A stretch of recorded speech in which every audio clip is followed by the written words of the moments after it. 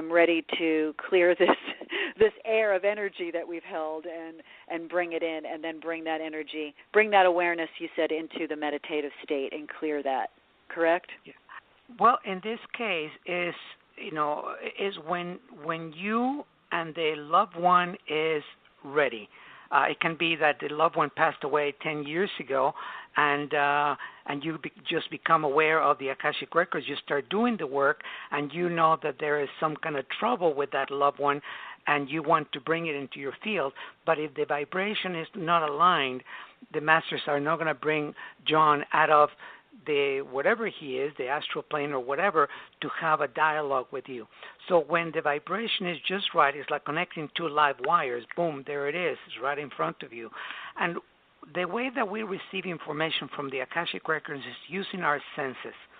So either through any one of our senses. Okay. Pardon me? I'm sorry, I was having technical difficulties on the show. Just go ahead. I'm fine. Okay. It's good. It's all good. Okay.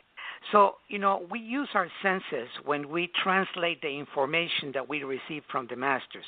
So the information comes down from Akasha, filters down, enters our 8th chakra. By the time it gets into our 7th chakra, that information that is encoded in light language, we decipher through our senses, and that's how we can understand it. Now, once that takes place, then we can dialogue with that loved one so we can have the resolution that you have been able to have in your dream state. Gotcha. Okay. That's wonderful. That's great information. Now, how does our spiritual guide or our guardian angel relate to the Akashic realm, and is there a hierarchy of spiritual awareness or connection, helpers? Mm-hmm. Yeah, definitely. There's 5 planes of consciousness that are deeply interrelated or connected to us, the human individual. And this is the physical plane, and this dense plane where we satisfy our basic needs, eat, drink, etc. And then above that is the astral plane. Then we have the mental and the causal plane, and those two are interchangeable. Above that is the etheric plane, and that etheric plane is where we have the angels, the archangels, the spirit guides, etc. And then above the etheric plane is the plane of Akasha, the field of Akasha. We can call Akasha the higher spiritual plane, and the etheric plane the lower spiritual plane. So many of the angels do not go to Akasha. It's like the archangels do. They go to Akasha, receive information, and they transfer that information down into the angels and into our spirit guides, etc. So you can say that there is definitely a hierarchy. Mm-hmm. We all know that. And on the top of this pyramid, if we look at it as a pyramid, is the field of Akasha where all the masters and teachers are. Wonderful. Now, when we're talking about accessing the Akashic records, and we're talking about tapping into the collective consciousness. Now, in doing that, many people may have a belief or thought or thinking that you go into a trance-like state. Could mm-hmm. you define a little bit for the audience what that state is like? You really don't go into a trance-like state with a prayer. In the way that I teach this material, you do not go into that. You create an outer state of consciousness that can be from very mild to really a big pop will take place, but you don't go into a trance-like state. What is interesting here is that we have known about the Akashic records for, like you said at the beginning, for 30 years you have gone to bookstores asking for this. Mm-hmm. The Akashic records have been present in our lives for many, many, many hundreds, thousands of years, forever. Mm-hmm. But not until now is when the doors of Akasha have opened up. But last March in Milan, March 20 to 30, I believe it was, there was a symposium. It was called the New Akashic Paradigm, Science and its Application in in Physics, Medicine, and Consciousness Research. The beauty of this is now that Akasha, this field that we're talking about, is now validated at a scientific level. And what the physicists discover, or they're talking about, is a 0-point energy field that maintains an interconnected cosmic field of existence at the root of everything that exists. Now, it's as if we can enter windows to the other side where levels of perception and possibilities are far beyond our ordinary consciousness and abilities, a place where everything collapses into this field that is all interconnected. In this field, we can travel to the past and to the present simultaneously, and imagine the possibilities in doing this, because if this is a dense, thick field that is surrounding everything that exists in the universe, and that's what quantum physics, quantum scientists recently discovered, and they're calling it a quantum vacuum, is this super dense cosmic frictionless medium that carries light at all the universal forces of nature, and it generates a holographic field that is the memory of the universe. Now, if this is the case, that means that we can tap into this field. It's just right there. It's now validated scientifically, and then travel to the past as well as being in the present to correct any mistake that we have ever made. So is there a way to balance karma? Absolutely. This is the best way. That's wonderful. You intuitively knew that was my next question, didn't you? I was going to say this is the way that's the way karma is balanced. So we go into that field and we look at where our shortcomings are and what we've done and where we can fix that, and we take more control over it. Is that what we're doing? It's not taking control. Is changing the original imprint at the moment of the event where the karma was created. What we want to do with the Akashic Records is go back to the seed origin of anything at all, whether it is in this life or previous life, Lisa. We can go back to that initial moment where the aggression took place, where where anything that happened, and then go back there, including at the moment of your birth or going inside of the womb and change patterns in there. So we can go and change the energetic imprint of that.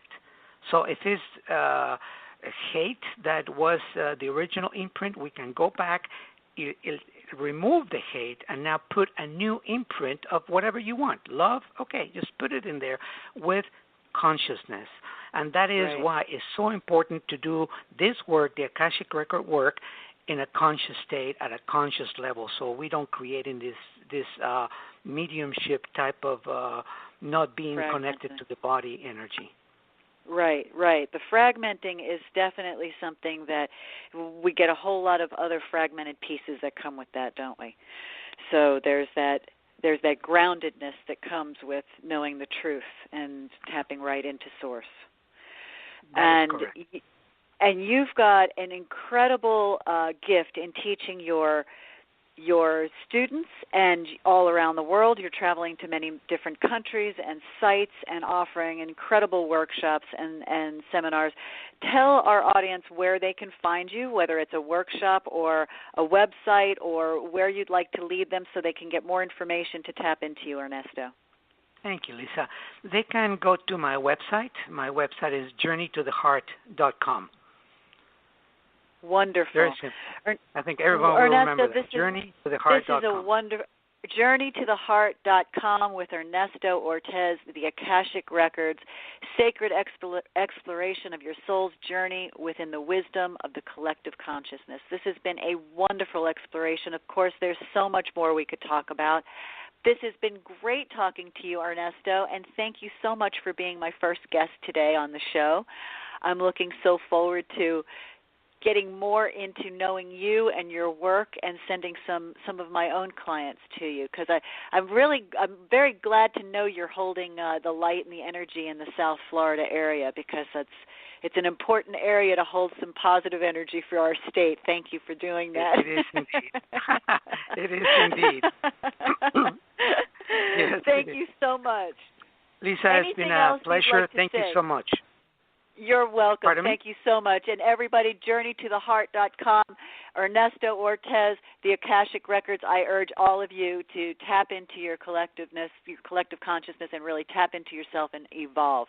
God bless you. Thank you so much for being on the show, Ernesto. My pleasure. Thank you so much for inviting me. Well, thank you so much. It was wonderful talking to Ernesto about the Akashic Records, and we're moving on to my next guest who will be coming in very soon. That is Ted Peters. And Ted Peters is the author of UFOs, God's Chariots, and he's going to be talking to us today about spirituality, ancient aliens, and religious yearnings in the age of extraterrestrials. Now, I love to have this dynamic duo on today because I had a great show last week with two great interviews, and I had an incredible gentleman on, genius. And this week I'm really, really touched by the two men that I have on because I have Ted Peters, and we just talked to Ernesto. And Ted was on one of my favorite shows. So I've been emailing back and forth with Ted for a couple of days trying to get a time for him to come on my show. And I secure the time with Ted. And I'm sitting back that night and I'm watching my favorite show, which is Ancient Aliens, and it's on the History Channel.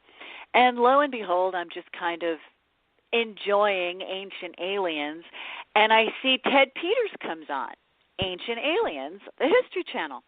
So lo and behold, I have to send Ted a little email and tell him, Ted, I just saw you on Ancient Aliens, and how cool is that? Because this is my favorite show, and here you are. We're going to be talking about what you've got to offer. So this is one of Ted's latest works, but he has written dozens of books on theology and faith and science.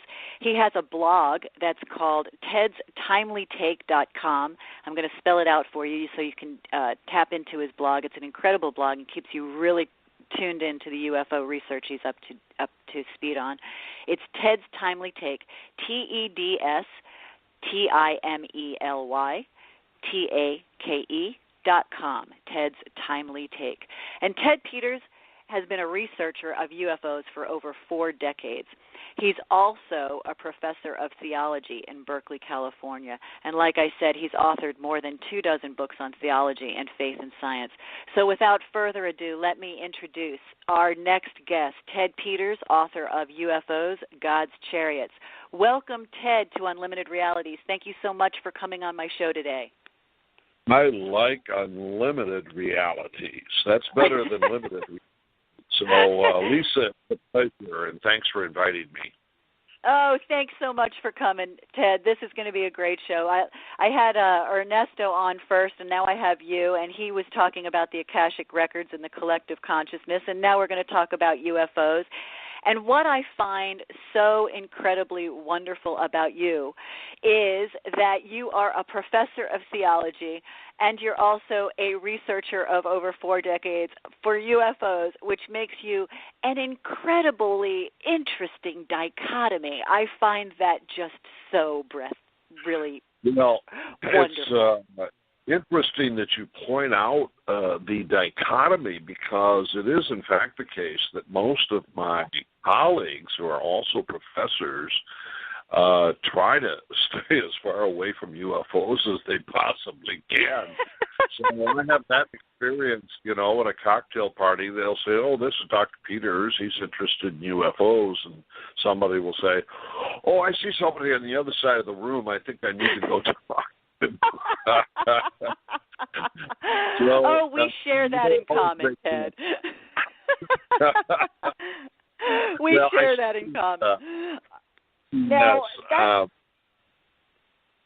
that brings me to my first question, okay? Because what I love about the fact that you walk on both sides of the moon is that you are, for me, you really give life to life, okay?